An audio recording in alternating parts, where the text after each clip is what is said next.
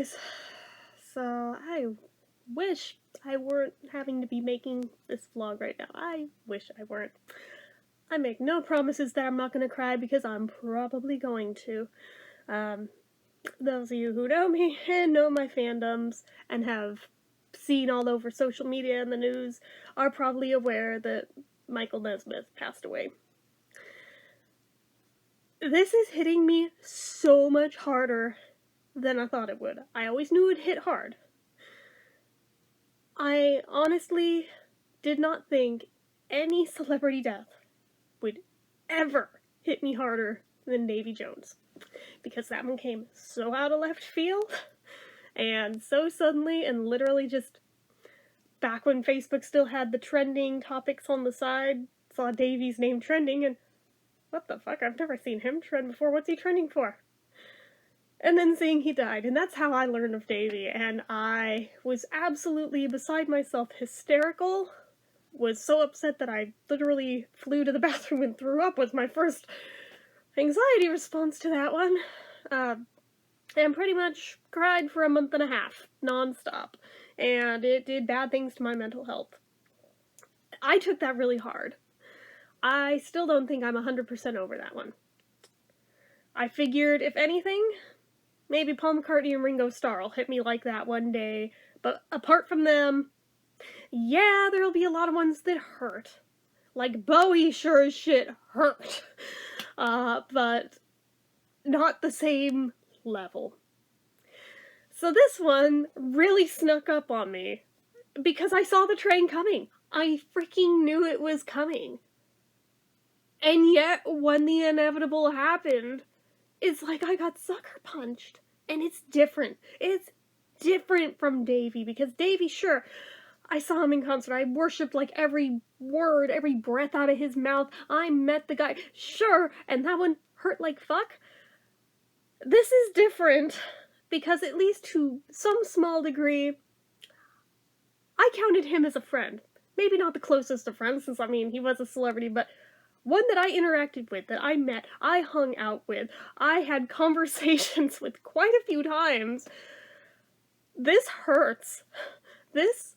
It's hitting on a whole different level that I was not expecting. I thought, because since I knew he was sick, and I knew it was coming, I didn't expect it to be that soon, but I knew it was coming, that at least it would be some buffer. It'd be like the George Harrison thing, where I knew it was coming, and sure, it sucked, but it didn't hit anywhere near as hard as, like, the left field ones. But this is different. The only thing I can compare it to now is basically I feel like I'm getting a preview of what it's gonna feel like when Pete Townsend dies. Because this is like a smaller to lesser degree of that for me, in terms of interacting with and having known the guy. Pete I friggin' worked for 3 years, and I still talk to on a regular basis, so that one, when he goes, please check on me. Just, if you are watching this, please check on me when he goes, because I'm gonna need it.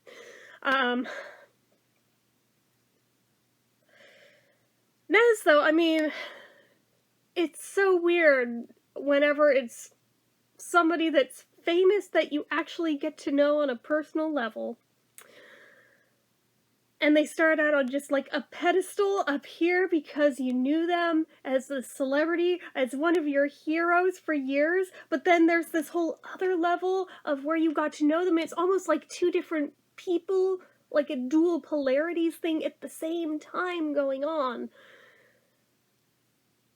There's a lot of feelings here. There are so many conflicting emotions, and while I didn't have an initial huge, massive freak out like I did over Davy, because I was literally like screaming and sobbing and shit over Davy like the second I learned of that, and was completely inconsolable. This was like a quieter, slower meltdown, but one that like hit way deeper. And I pretty much just, I still cried all damn day, and pretty much all night too, pretty much just scrolling through all the tributes, all the posts. Can't look away from it. Thank God I didn't have work yesterday, otherwise I probably would have called out and claimed, like, a family death. I almost definitely would have if I had been scheduled yesterday. Like, straight up. Because I think it's the only way I could have gotten out of work over that. Guaranteed. But I thankfully didn't. I have to today. That's gonna suck, but at the same time, if I don't go, I'll have a grand total of 6 hours on my paycheck, so I have to go. Yeah, so I can pull my shit together for 4 hours. I'll hold it together, but oh my god, just on one level, this doesn't feel real. Like,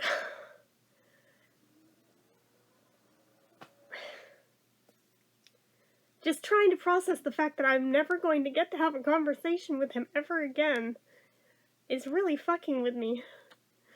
The last time I got to have a one-on-one conversation with him, ironically, it was around the time I first got hired at said job.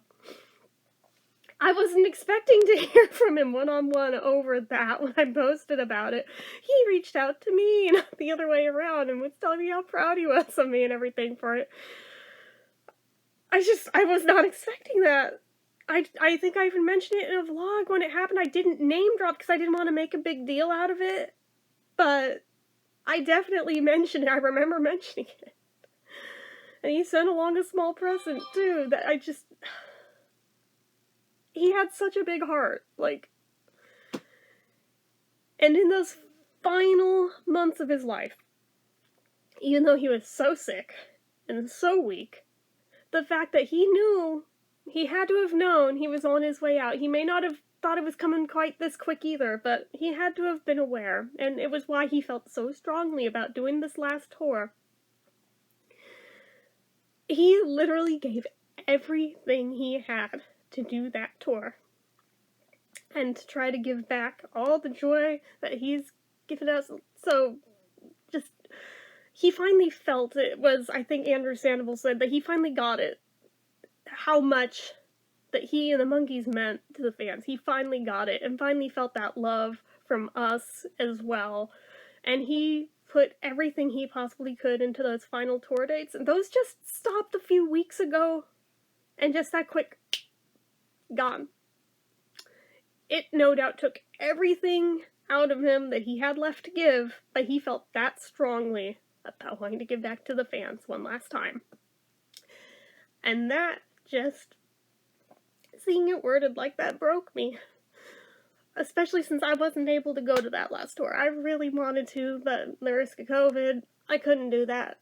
Not with my mom being as high risk as she is. I couldn't risk being in an environment like that where I could potentially pick it up and bring it home to her. I am high risk too, but if it were just me, I'd have done it anyway, but because I'm trying to protect her, I sat it out, thinking, well, maybe I'll go to the next one, and there won't be a next one. And that really sucks, but I've been taking solace at least having been watching all the videos that have gone up from that tour as they were happening, as well as rewatching them now. It sucks that it was so quick. But at the same time, I saw it coming. I saw that train coming. I knew. And then that leaked audio from the hospital, like, the past few days before he passed. Come on, we knew. We knew what was up. We were in denial, but we knew. So, sitting at my computer working on Etsy orders yesterday morning, seeing the little pop-up in the corner of the screen of an email that had come in that was one of those, like, classic rock newsletter things that comes through every day with, like, headlines from the music world. And I see Michael Nesmith of the Monkees, 78, cuts off right there. I was like, wait, what about Nez? What about Nez? I dropped what I was doing, went and found the email, was really hoping it was going to be something like announces another album or another book, another tour, anything. I was hoping, even though I think I knew it in my gut, I felt it before I even looked. I was in denial, but in the back of my mind, I knew what it was going to be. And the rest of that headline was, died. So, of course, I brought up the article and read it, and was just sitting there shaking. reading it and rereading it and trying to let it sink in that this just happened. He's gone. And I must have reread those words so many times over, trying to let it sink in and fully hit. I brought my phone downstairs. I showed it to my mom. I was like, I can't talk right now. I just handed it to her, so at least somebody would know what was going on with me, but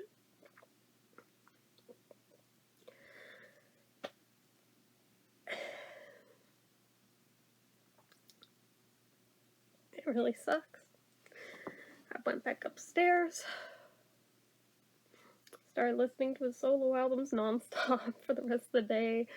Admittedly got really, really drunk trying to numb out the pain when you need it to. Amazing how it doesn't work, by the way. Amazing how it never ever works when you really need it to, because you're emotionally hurting that bad. Got drunk enough to not feel my legs, but not drunk enough to just numb out pain, so that's fun, but ended up trying to just sleep off a lot of the day, and every time I woke back up, double checking, thinking maybe it was just a bad dream. Maybe it was a bad dream. Maybe it's not real life. And I'd look again, and there'd be that many more posts about it. And found myself scrolling for hours again. Go back to sleep. Wake up again to repeat the same thing, hoping maybe it's not real. It's real. It happened. And the more that I read, the more that it just, the crushing reality that just, he's gone. And everything that that entails with it. Just freaking crushing.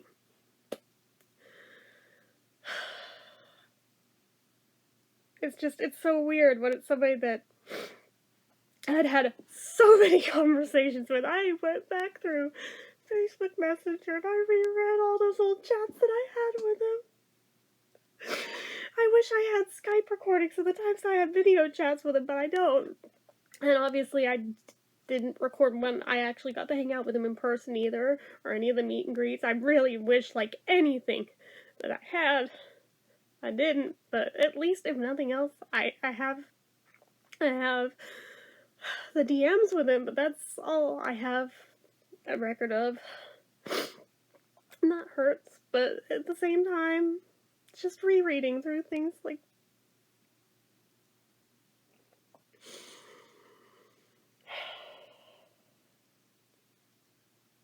told you there'd probably be tears. I tried not to, man. I tried not to, but it's unavoidable right now. I'm sorry.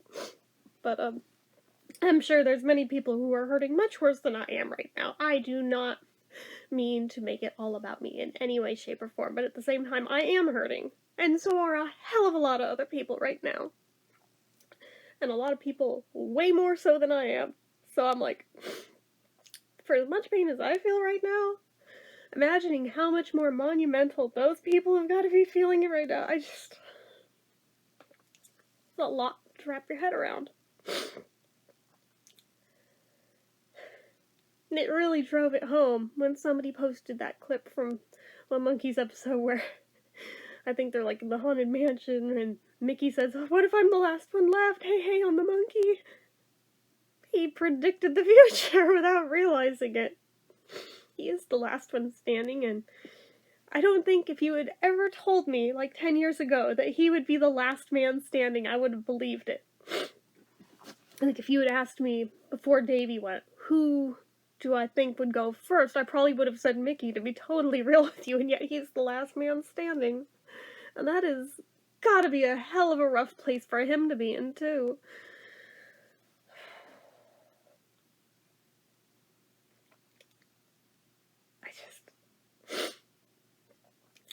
There's just so many thoughts and so many emotions going through my head right now. And I would have filmed something yesterday, but I was in no shape to be filming anything yesterday, so I just didn't. Anything that went up yesterday was pre-filmed, A, and B, those went up before I even learned that news. Pretty much anything productive that could have happened yesterday was done and over as of learning of that news. It's just, nope. Today is canceled for lack of interest. So, I did see somebody comment on one of the Monkeys Facebook groups, though, about this. It's kind of a comforting thought. I mean, I'm not a Kabbalahist, but apparently in the Kabbalah belief system, when somebody dies that close to their birthday, because he was only 20 days away from turning 79, when somebody dies that close to their birthday, they believe that that signifies that they led a complete life. And it's not lost on me that Peter Tork also was within days of his birthday, too. So, viewing it through that lens, that on some spiritual plane that it's viewed as having lived a complete life, that it's a comforting thought. It's a comforting thought. It just really sucks knowing the way that his final few years went down because of certain individuals that will not be named here, but they should have gone a lot better than they did. And maybe he'd still be around a little longer if it hadn't been for that, but I mean, heart failure is heart failure. It's gonna take you out sooner or later anyway, but I mean, it's just impossible to say. There's no point speculating on how much longer he could have had if not for such and such. But it just really sucks, though, that all the isolation that didn't need to be, and certain decisions that were made on his behalf that did not need to be, that, yeah, I don't want to go into that, and so it just really sucks. But anyway. But at least he got to go at home, and allegedly peacefully, and allegedly with his family around him. So there is that. There is that. I mean, you can't really ask for much more than that, can you? When you think about the different ways people go out, you know, that's about the most somebody really can ask for. We all wish we could have had longer with him, but I think he knew as well that it wasn't far off. And while often I took comfort in reading his words on what he had to say about when other people went, I'm finding myself reflecting back on what he said when Davy went, and now applying it to his own passing. Because it does apply. It does apply. If you didn't see his statement about Davy, go look that up and you'll see exactly what I'm talking about. It is a comforting thought, but it still hurts. It still hurts. And it's gonna for a while. It's just really crappy that of all the timing in the year, right before Christmas, I was like, well, that kind of puts a damper on things, doesn't it? Whew. I mean, silver lining, at least wasn't a third one in February, you know? Because, I mean, Peter and Davy both went in February, so February kind of sucks for Monkeys fans at this point, but whew, just still sucks. And here's what I get for dragging my feet on not reviewing the music video version of his cover of the Christmas song. I was finally gonna get to it this year. I actually was thinking of doing it this coming Monday. No joke. I could show you in my pre-planned film list in my notebook, along with the dates that I had planned. And now I just kind of feel like I'm jumping on a bandwagon, so now I don't know what to do. Because part of me still wants to, although it'll probably hit very differently now. But on the other hand, at the same time, I don't want it to seem like I'm just posting it because of that, and like it's just for free views, because no, I swear to God, I was already planning on it and just never got to it. I meant to when it was first posted like a few years ago, and then time got away from me, and before I knew it, holiday season was over. And then the next year, the same thing happened. In 2020, we all know what happened, so I mean, yeah, not much anything got posted for 2020 in that part of the year for me, so Thought I was finally gonna get to it this year, and then nope. Psych. So I'm like, dang it. I might still do it. I don't know. I'm up to hearing people's thoughts, if it would still feel appropriate for me to finally review that last one, or if I should just wait. I don't know. I really don't know. Man, it just... everything's hard. And then MeTV is showing a tribute to Nez tomorrow. Like 4 episodes, I don't know which 4. The guide doesn't even show the monkeys being in there because it's such a last minute alteration to the schedule. So I mean, I would assume that Fairy Tale is one of them. If it is not, they failed their job. I would assume Monkey Mother is one of them. Probably I've Got a Little Song here. And then the 4th is a wild card. I don't know. These are just my guesses. These are the ones that would make the most sense if you were asking me. I mean, if it were up to me, I would also include the Devil in Peter Tork, even though it's more around Peter, but his monologue in that episode is so spot on, and also feels relevant right now that, you know, I would still include it. And they did include that when they did Peter's tribute back when he went to...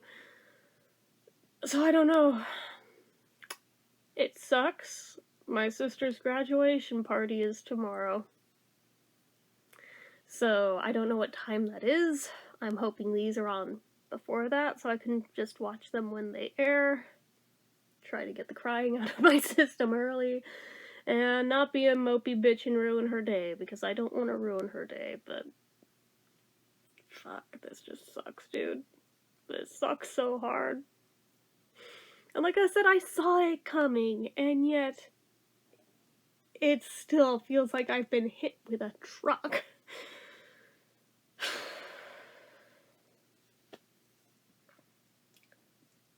Every time I think that I'm starting to calm down from it, I run across something else that just sets everything back off all over again and makes it hit on a whole other level that it hadn't on yet, and feels like I got sucker punched all over again. It's like, oh, this is fun. Whoo, boy. This is the problem with being a fan of older fandoms. You have to watch your favorites die. Eventually. And that is just an unfortunate part of it.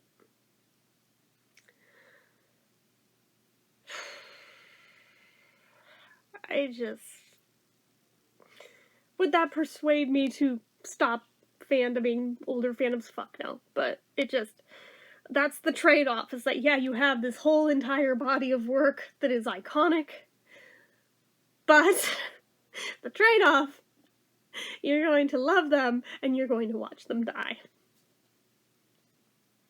Granted, sometimes it happens with younger artists too, but I mean, it happens a whole lot more frequently when they're older.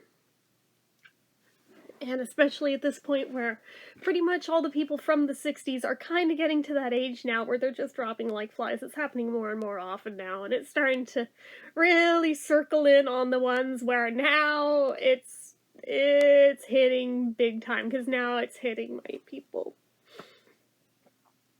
Davy and Peter were tough, but this one just...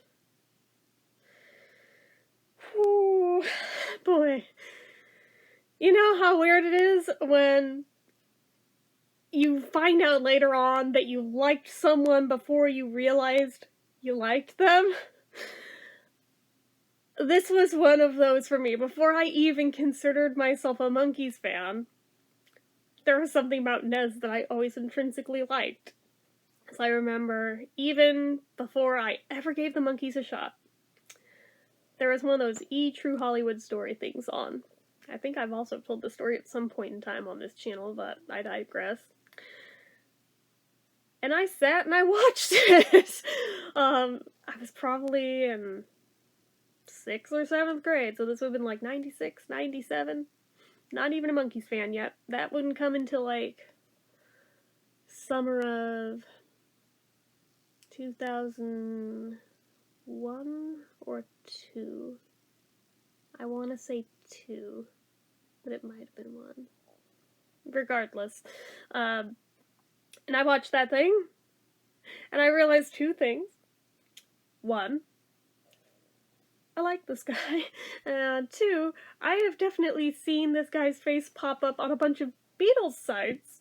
Because back then, it was like every Beatles site practically always had a sister site that was a Who site and one that was a Monkees site.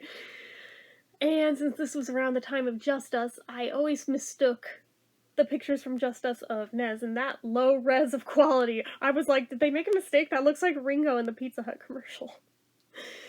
And looking back now, I both laugh, but I also see where I could make that mistake. But regardless, I digress. Apparently I have a type. I went on, I think, wow, back in the days of Excite, who remembers that search engine? Looking up his name, and I found the Video Ranch website, and found, like, the contact email for him, and I wrote him an email, like, way back then, not even a fan yet.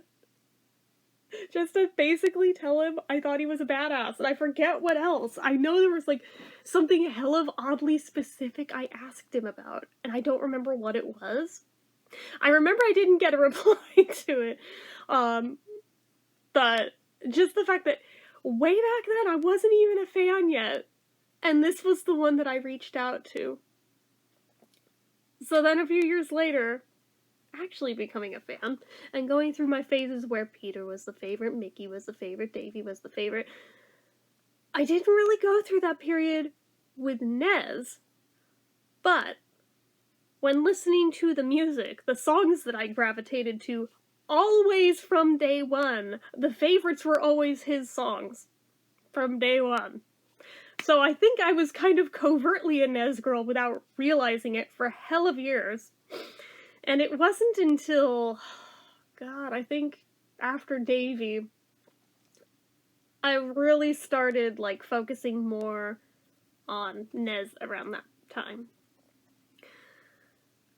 I'd already been conversing with him online for a few years by that point, but I, like, really was starting to delve into Nez's solo work and really starting to appreciate him specifically around that time frame. And it honestly didn't take that long for him to finally eventually reign supreme as the favorite, which felt really shitty that, oh, Davey's dead, whoop, gotta just move over here. No, it wasn't like that. It was a natural progression that I want to say would have probably happened either way, even if Davey had stuck around.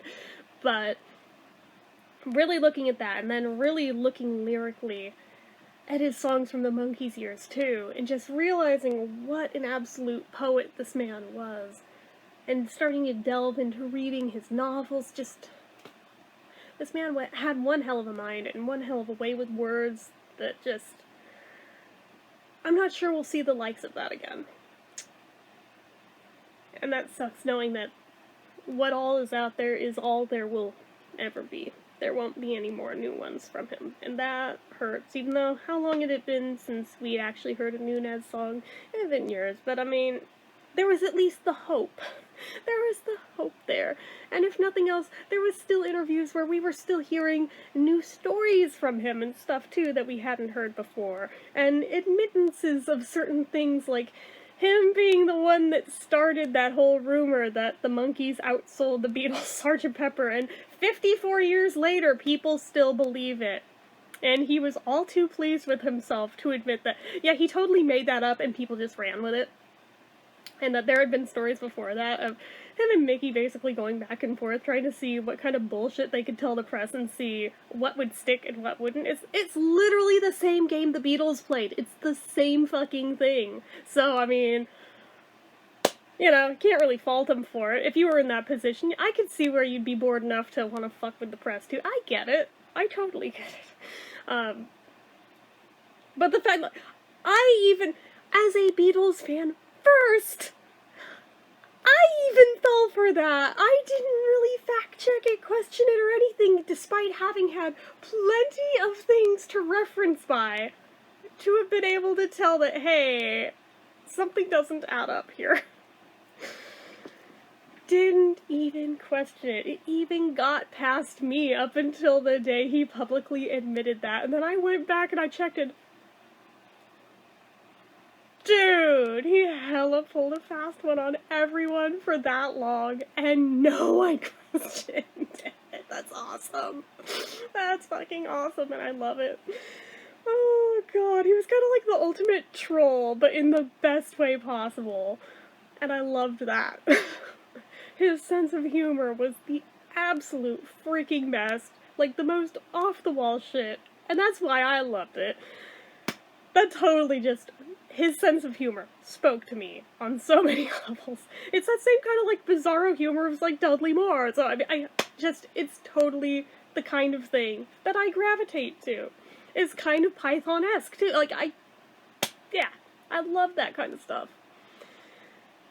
Which, again, just knowing that that light has now gone out.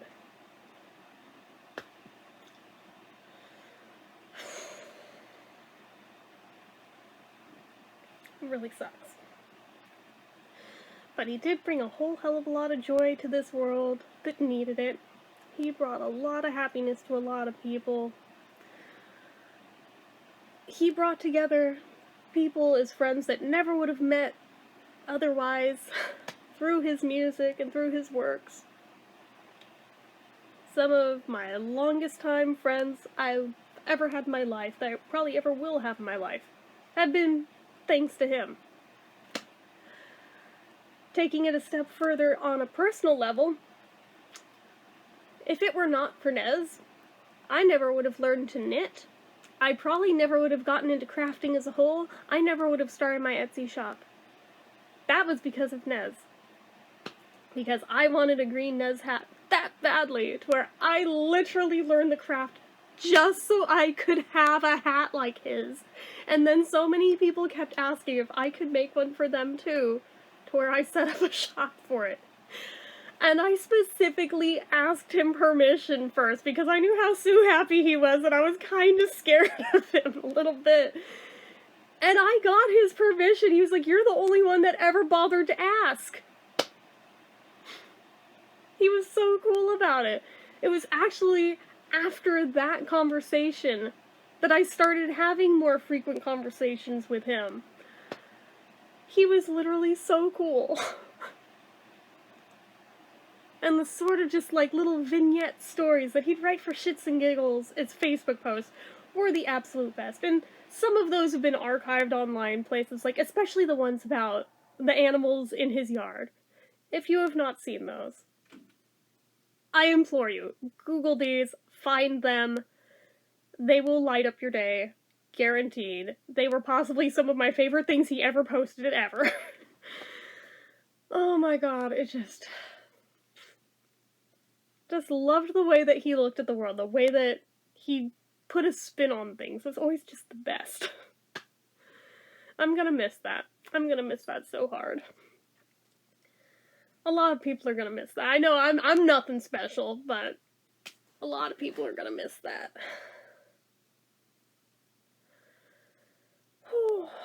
I really didn't expect this much to hit this hard. I really didn't. I knew it was gonna be rough. Don't get me wrong. I knew it was gonna be rough. Out of the 4 monkeys, I definitely saw him the most times. Which is saying something, because we all thought that title was gonna go to Davey, then, nope, not even close. I think I saw him the fewest times. Weirdly enough. With Nez, I mean, I saw him not only with the monkeys, I saw him solo too. So, I saw him, God, how many times? I'm trying to mentally count back in my head now.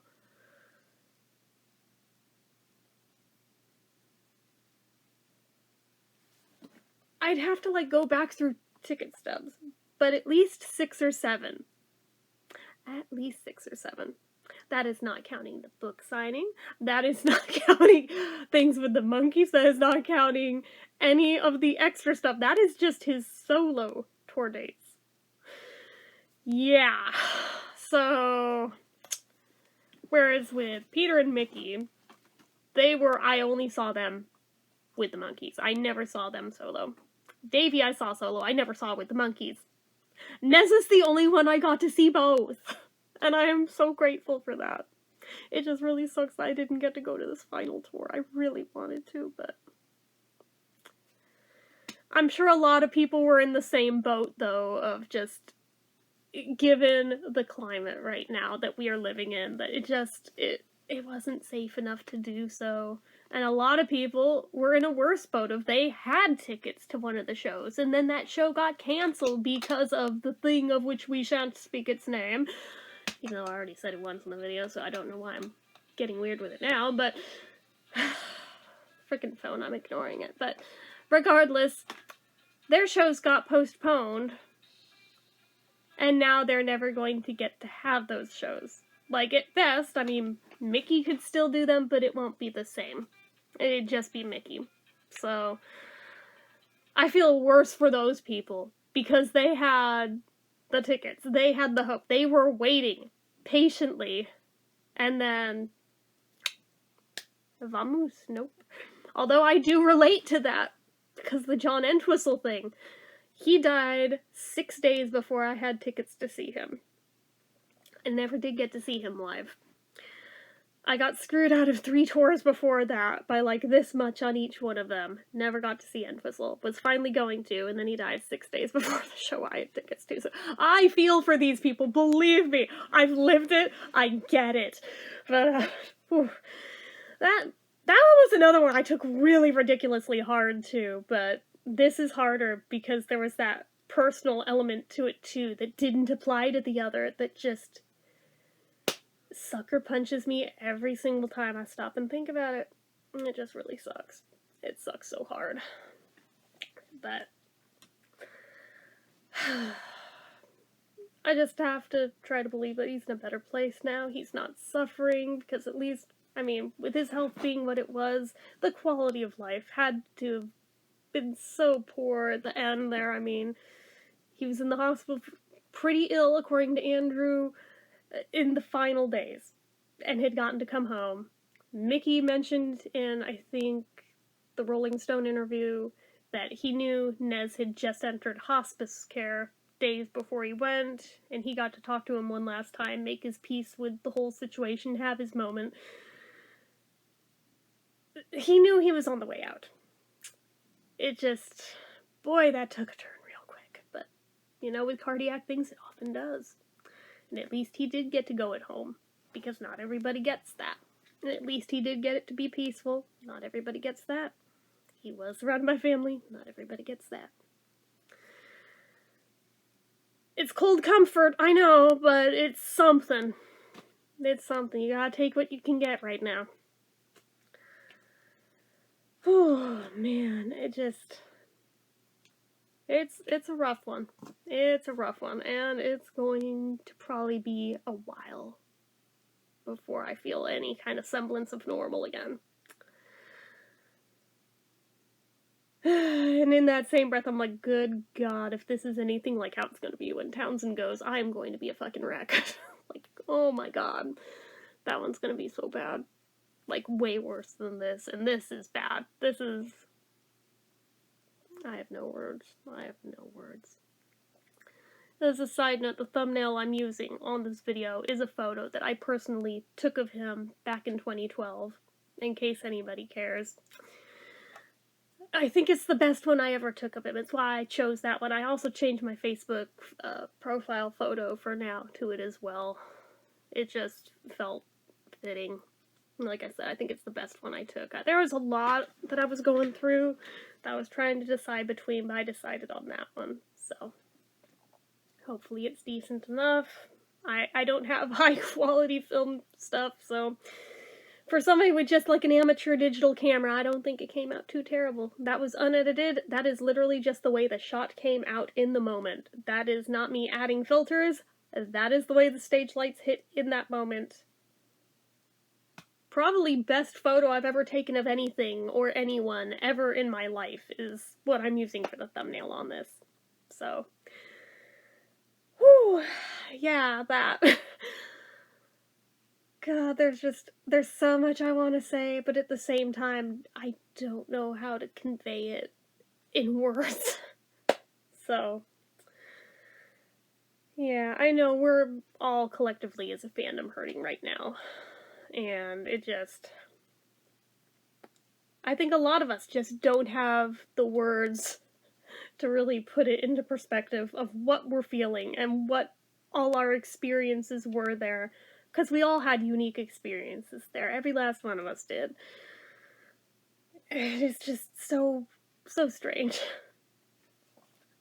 And then just adding extra salt in the wound for me, personally. Of all the days for me to pick back up a frickin' fanfic that involved him, literally that same morning, hours earlier. Now I'm like, well, that doesn't feel appropriate now, but... just irony. I think the same thing happened with Davy too, though, didn't it? Like, I'd have to go back. I don't even remember if I talked about that one on here back when it happened or not, but I could swear the same thing happened with that one too, but it was the night before on that one. It was something I hadn't touched for years. And then randomly picked up the night before, and then next morning, oh shit. This one literally same morning and everything, and I'm like, oh come the fuck on now, really? Really? Maybe I just need to stop writing things, like, good God. Whew, boy. Yeah, it just added a whole other layer of weird to an already weird situation. Oh, God. Yeah, I'm in a weird-ass place right now. But I think we kind of all are. I think we all are. So I'm just gonna wrap this up. Go back to listening to my solo Nez albums. I wish I could thank him for everything that he gave me, that he gave all of the fans collectively across the board, emotionally, of himself, just everything he gave us. I wish I could thank him for it.